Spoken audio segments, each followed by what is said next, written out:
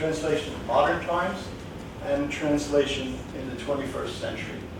Somebody who asks, what's the difference between the 21st century and the 20th century? I'll show you. Okay, now, in every situation where we work, there are the four W's. The who, the what, where, and most important, why. Okay? I don't know if you can find me this picture, and we sent it out, but this maybe will, and it's really hard. Hundreds of kilometers around, I'm the only white person around. Inogo, Nigeria, and this is the matter. How do you get along so easily with us? He says, what's the problem? Well, this is black Africa. Dude, walk off, look up. This is, I'm okay, that's all right.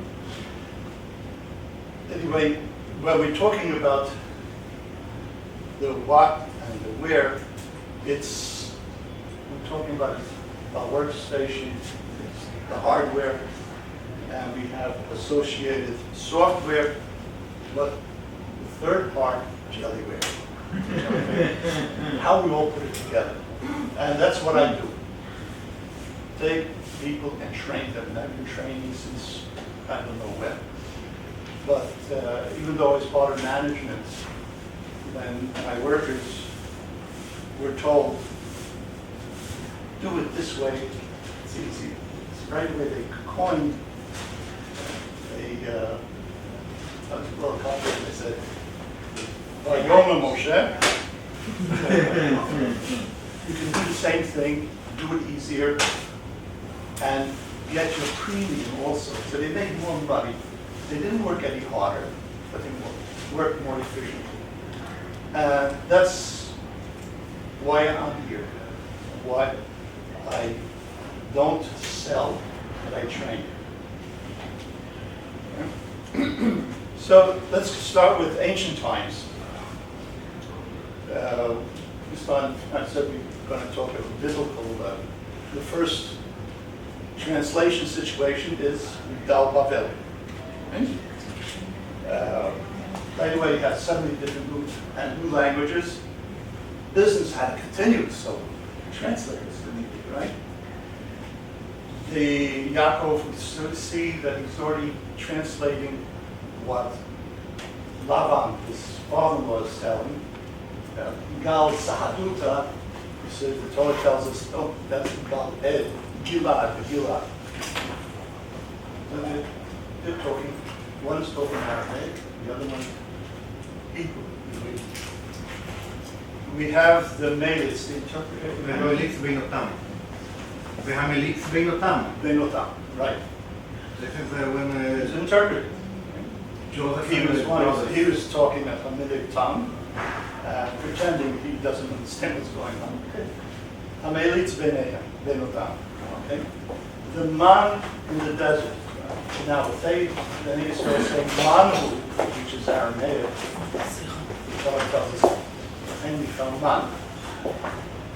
So we're having some kind of dialogue between Aramaic, which was spoken by the Israelites, and in present time, maybe 40 years later, they trained them up into speaking Hebrew. Compared to the siege of Yerushalayim, we find them coming to say, don't talk to us, I'll be the Beit Yehudi. Yiddish. You're surprised how I got one in African Yiddish. Okay. Then we have Ptolemy V, who ordered the first translation, biblical translation, only of the Torah. We call it the Septuagint, right? But it's only of the Torah. The Christian Church continued with the other books of the Bible. But today, we have 2,500 and counting translations of the Bible. It's a lot of work. You find other areas where some organizations really work hard on translation. Now, a translator needed several characteristics. capabilities. One of them is having a very good memory. Second, he had materials to keep his word list.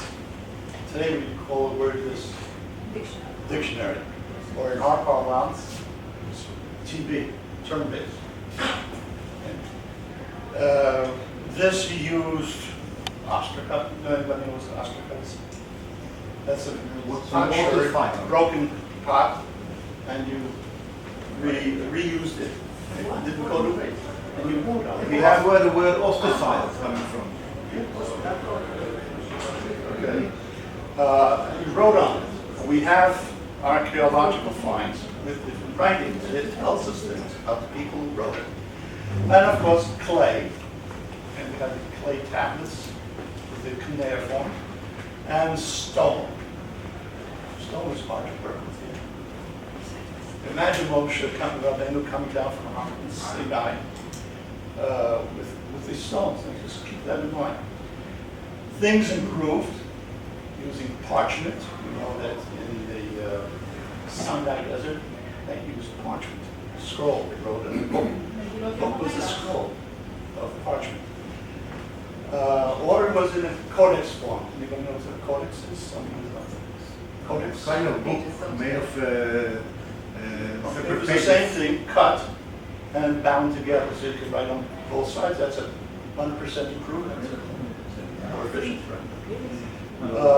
Papyrus, which was developed in Egypt. Paper, China, very good.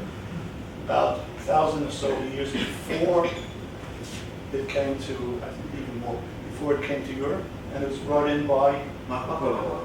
very good. It's good to have the story. Okay. Remember the stone? Imagine Moshe Rabbeinu coming down from Sinai. He says, can we get you on a disc? The trick in translating written human lecture is practice, practice, and more practice. The question is, who had the time? Time is money. Time is investment. So we know from the Torah that it was the priesthood, the Levites, judiciary. They had to know what laws to practice, so they had to study them. Somebody had to write it out for them. There's probably also a scribe girl, the Sopher. And to teach them, probably was a school. Traveled in the environments of the temple. Cafes. Only we know from the Talmud that only in the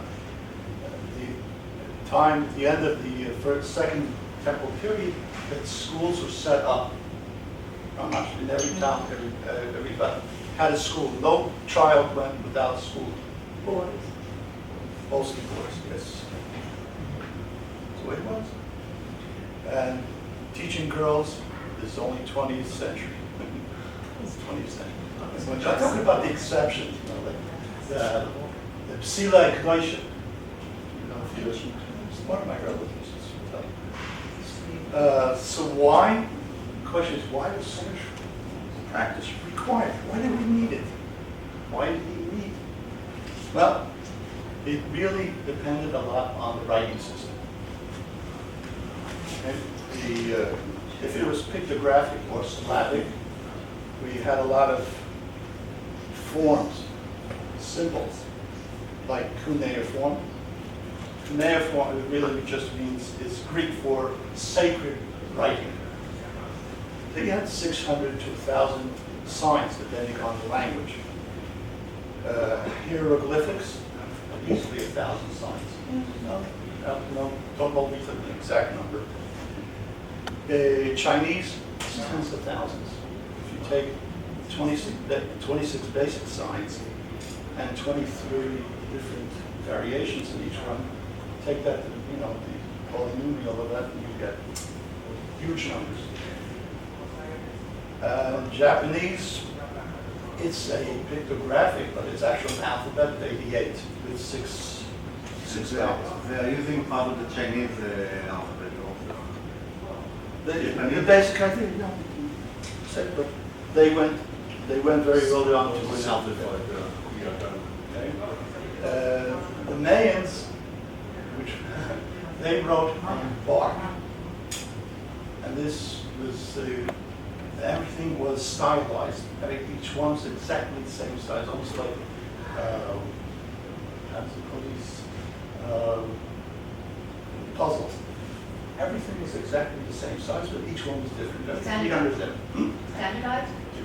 There was standardized size, but each design was different and it had a different thing to say. The church burned them by the tens of thousands. Very few of them were left. And from that, the few that were left, the language has been deciphered, sort of. That was really short. But when the alphabet came along, about 3,500, 3,600 years ago, which is basically Hebrew and Canaanite, Phoenician, with 22 letters.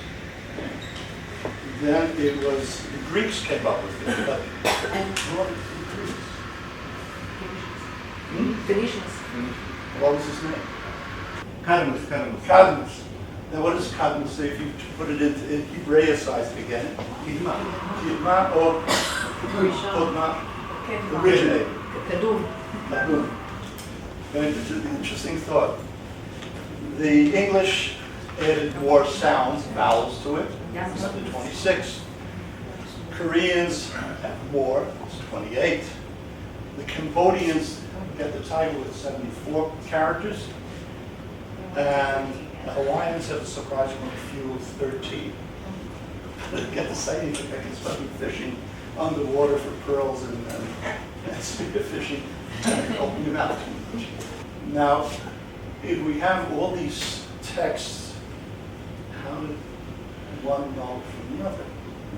For instance, we have a statement that Moses is telling Joshua, when you cross the Jordan, set up big stones, whitewash them, and write the Torah laws on them.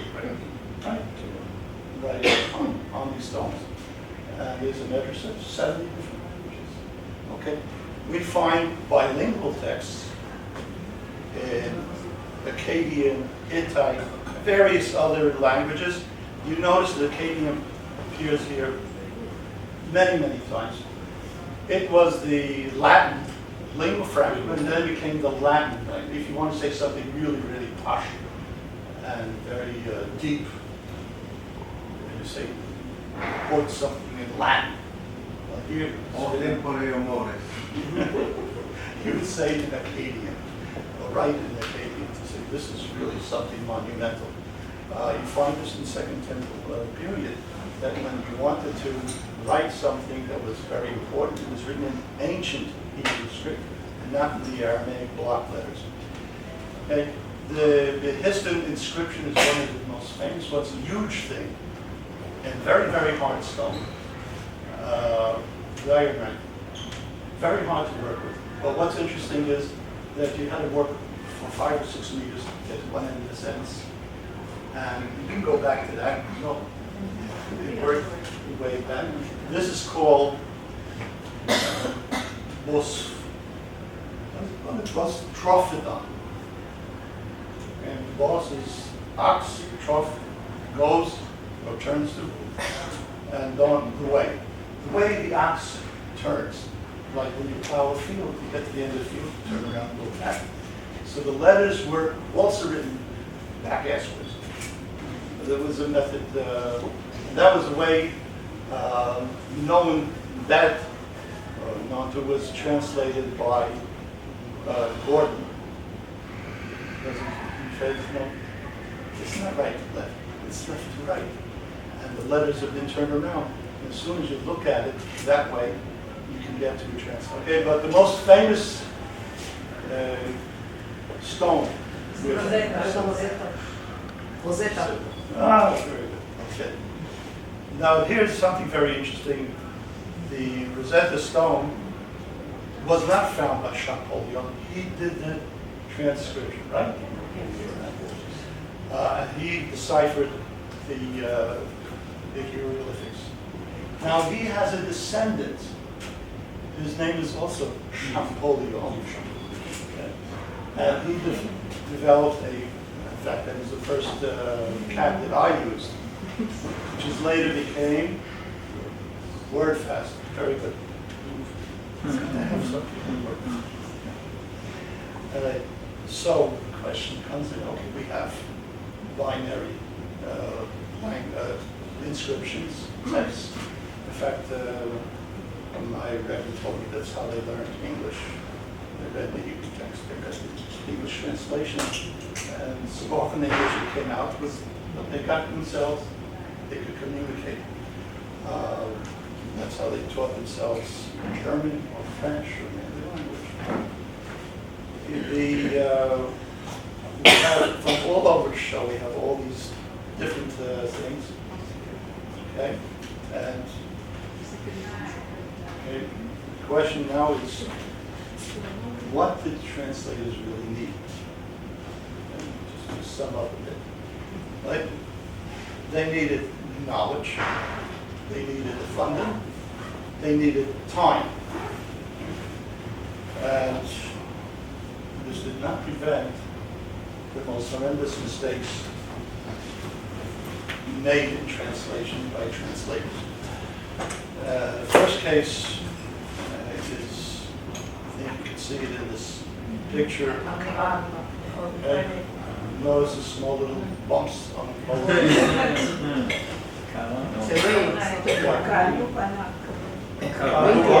Right.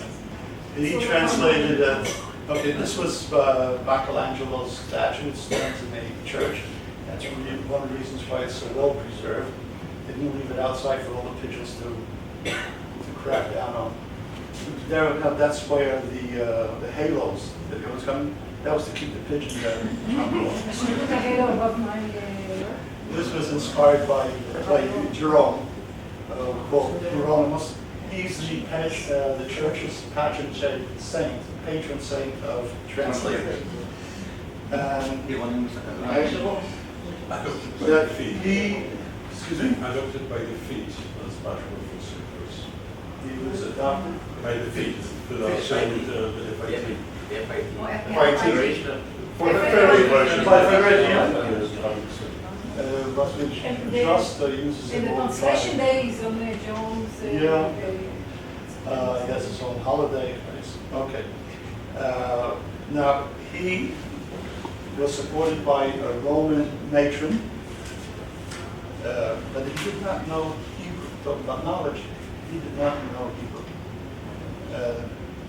And of course, he had good, Golden Chazak Lord, who was an anti-Semite. And he followed the church line that the Jews were spawn of the devil. And if you spawn of the devil, you have horns, tail, closed foot. My brother-in-law, okay, who was out in Kansas, mid-60s, boot camp. Sunday comes along, and his bunkmate says, "Paul, you ain't going to Champ." He says, "No, I'm going to Champ." "So why don't you go to Champ?" He said, "You can't be Jewish. I saw you in the shower. You don't have closed feet. You don't have horns." That's a true story. And he says, "Really?" Okay. And he had plenty of time. Where was he stationed? In Bethlehem, in the monastery. Okay, this is where it is.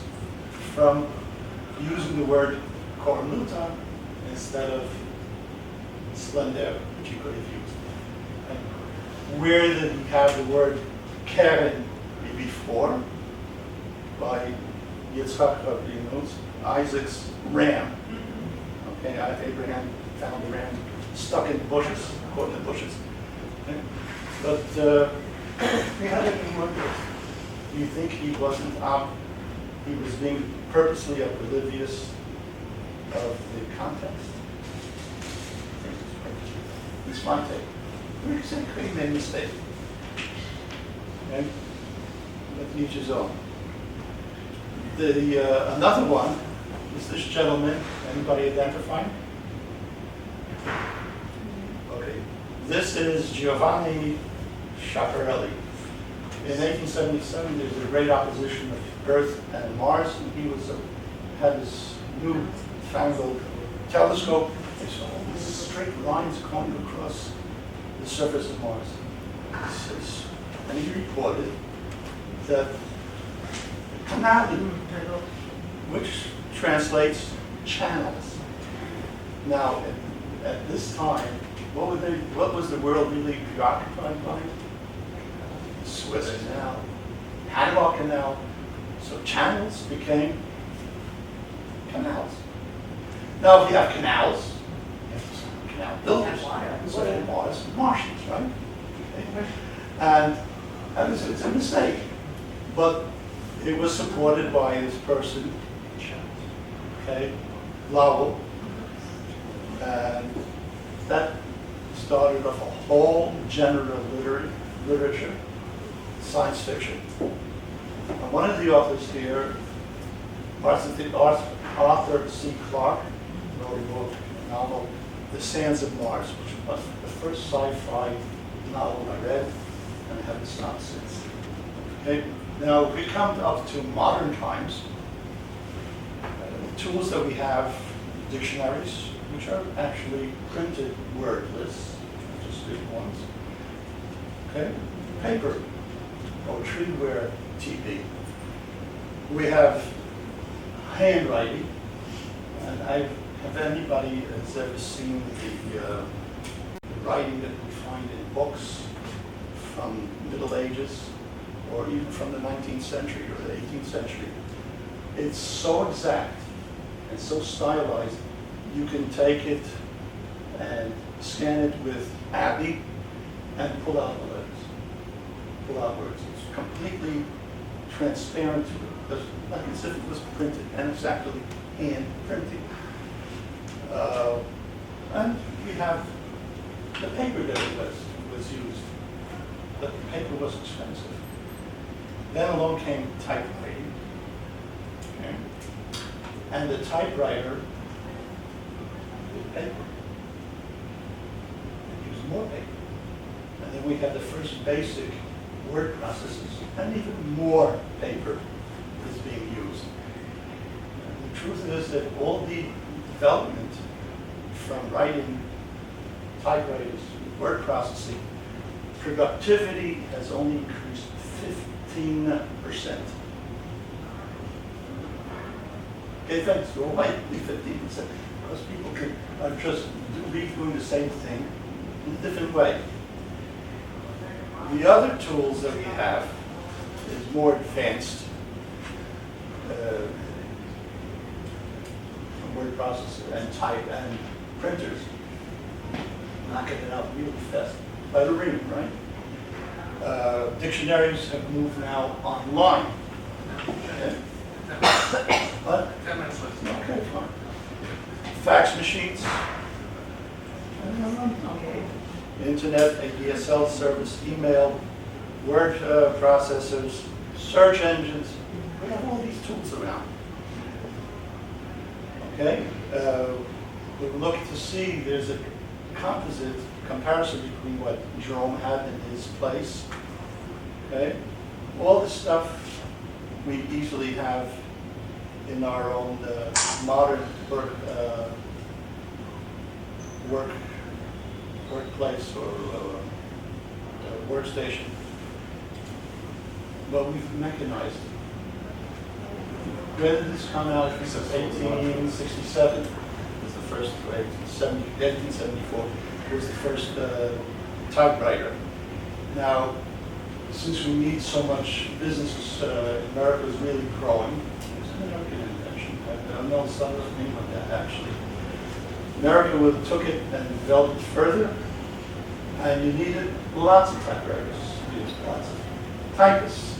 And this was called the typing pool. Everybody remember this? No, it's not that. It's not. This is a typing.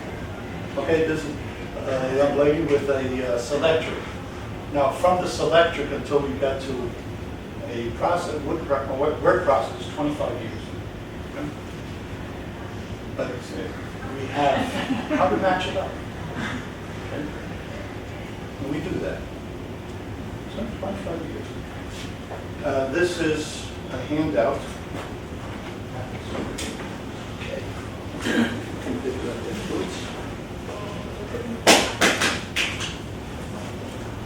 Okay.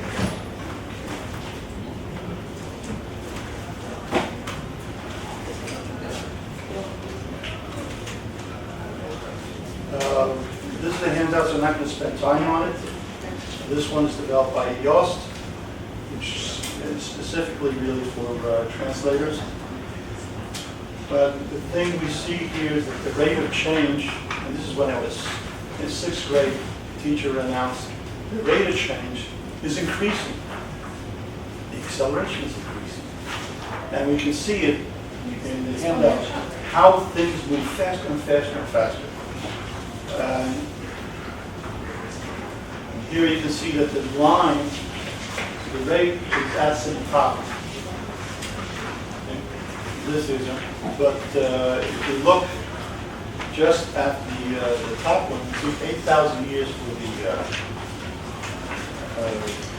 agricultural revolution. The industrial revolution is only 100 years. And all of a sudden you see from typewriter to word process 25 years, to the cat is another 10 years. However, the more we change things, the more there's resistance to that change. Our inertia. So the question arises, is this something new, or is this something old? If it's very good in psychology, I'm sure it's an old thing. And lo and behold, we know this is when the steam loom came around. In 1812, the English burned it down. Okay? Or when books came in, instead of scrolls, we had a problem. Tror du Ansgar? Jaha. Ja, så den har fått gjort noen ting helt formiddag. Nei, jeg beklager at det tar tid. Også skjønner vi holder på å legge om til et helt nytt system, og da skal alle ha ett på en gang. Ja. Så du kommer ikke inn i den, eller? Nei, den ligger der. Har du forsøkt å åpne den? Åpne den? Altså, hvis det hadde vært så enkelt, så hadde jeg jo ikke tilkalt helpetest, hadde jeg vel? Nei. Du har lyst på en hånd? Nei, det skal være fort å gjøre det. Du bare gjør der. Sånn. Ja, da er vi i gang. Ja, så langt kom jeg også. Ok. Men så stoppet det opp, og så var jeg redd for at noe av teksten skulle forsvinne, så jeg turte å gå videre. Ja, ok. Nei, men du skjønner, inni her, så ligger det kanskje flere 100 sider med lagret tekst. Så for å komme videre, så tar du tak i et ark, denne måten her, og så blar du over på neste side sånn, da fortsetter teksten der. Jeg blar, altså. Du blar. Men jeg får tilbake da. Ja, da blar du tilbake. Ta tak der. Der, så tilbake til den teksten også. Ok, så den slutter der, og så fortsetter den der. Ok, men når jeg skal avslutte dagen, hva gjør jeg da? Da bare slår du sammen permene. Ja. På den måten der. Sånn. Da er lagret her, ligger alt lagret inni der. Jeg risikerer ikke å miste noe av teksten her. Ja, alt ligger lagret inni her. Ja, det tilfeller setter fyr på, eller ja, det er kanskje litt sannsynlig. Ja, ok. Nei, for det er noe med at når du har holdt på med skriftruller, så tar det litt tid å konvertere seg og bla i en bøk. Ja. Bra gjort? Ja, men det er før det går. Jeg må gå igjen en gang til. Altså, jeg åpner sånn, og så, hva du kaller det? Blar. Jeg blar. Blar frem og tilbake, og når jeg er ferdig, så bare lukker jeg den. Flott, kjempefint. Ja, men du, ikke sant? Nå er det sånn igjen, nå får jeg ikke åpne den.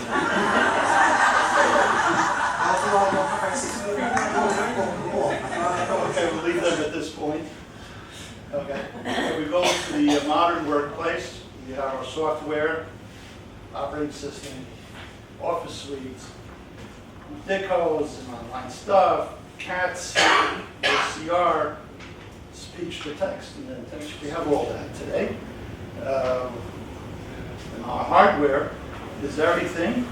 Journal Handbook. It's mechanized. It's computerized. And we also have work in the cloud. Okay, this is the common work method today. Just listening about a week, 10 days ago, about the Churchills. I don't know if you remember this music group. I'm not into rock. But they disbanded some 55 years ago. One of the leaders, he was a musician, he wrote out and composed a new song. He said, this has to be in English. His drummer was in Los Angeles. The guitarist was in Florida, and he was somebody else, a keyboard man in London. And he sent them his music. They wrote out their part of it, sent it back, and it was put together in Tel Aviv into a mix and produced. The world is working today. But since things can be so easily put together, why can't we have?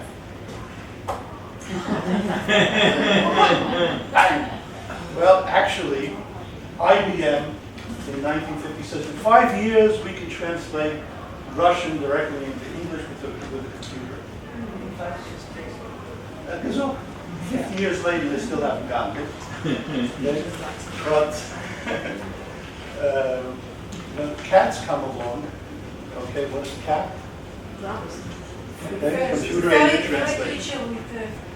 One basic thing that I have to say, it's not machine translation, it's not an MT. Okay? Because that's the first thing I say, computer-aided translation. Oh, Google Translate. You still have to use the Jellyware. Okay? So we have, it's basically a translation MT program. And this is where it comes in to help us, because we know, oh, you know, I did something like this way back.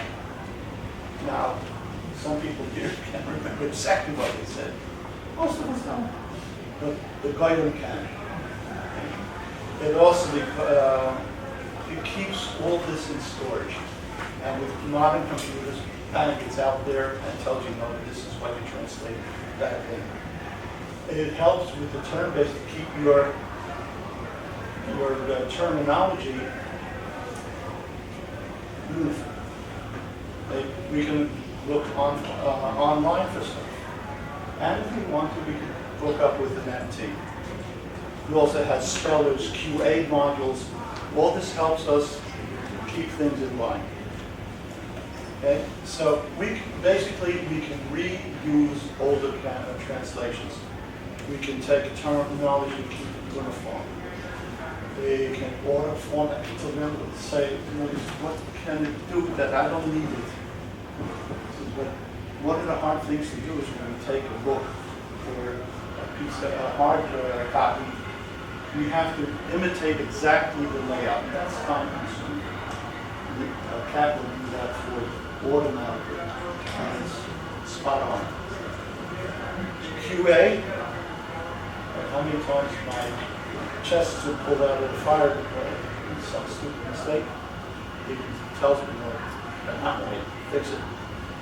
And you can take very, very old stuff before you ever translate using a cat, and you can align it and keep things, reuse it so that for the next translation. Okay? Good answer. Now, we put it all together. Each item that we translate with the translation memory program keeps in mind who, what, when, where, which we call metadata. Every sentence, every term, and that I can show you tomorrow. Okay, so the MT and machine translation is what the first one is from Moses, then from System, which is rule-based.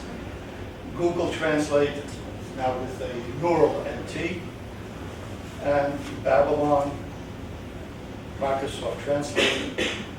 Now it has pluses and minuses. When it comes to terminology, it is exact, but it's weak on syntax. Here's one example. Bate Iwo becomes.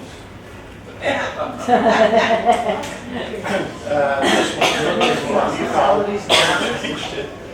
This is really outright wrong, I think. What? Shanda. Okay. Google Translate uses statistical analysis. I mean, anything they've collected over the internet and anything that you've tried to translate with them is stored and reused. Okay? It's greatly improved because of neural AI. It gives you a gist of the things, but you're exposed to NDA violation. Just a selection of the different cats that are available. Safacol, there's like 20 more than the popular ones that we're all familiar with. MemoQ, as far as I know.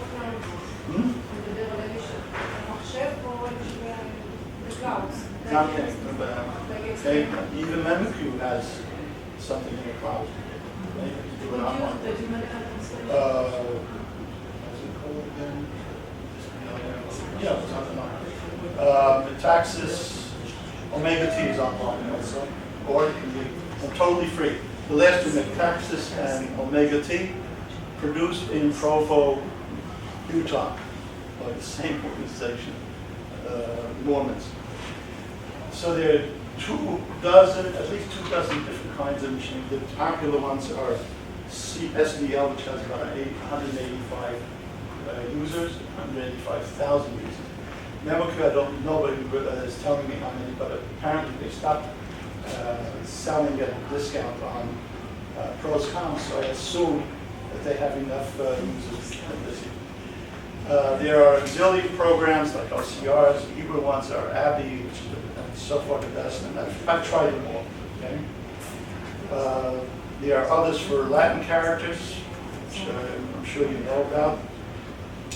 This is, somebody sent me a photo of a ketubah. You know, the lighting is not even, but once it easily cleaned it up with a built-in tool. Please don't forget somebody's. Pulled up the text and got a translation for it. Okay. The other is automatic speech recognition, or what we know today is Dragon. IBM also has a system. Philips used to do it. They stopped. Microsoft, it's built into Word and Windows. We have editors, Code Zapper, Trans Tools, other stuff. File converters, online decodes. I'm sure you know it. Office suites, there are 2 main ones. Almost the entire, I think 95% works with Microsoft Office. There are people who want to go by the freeway.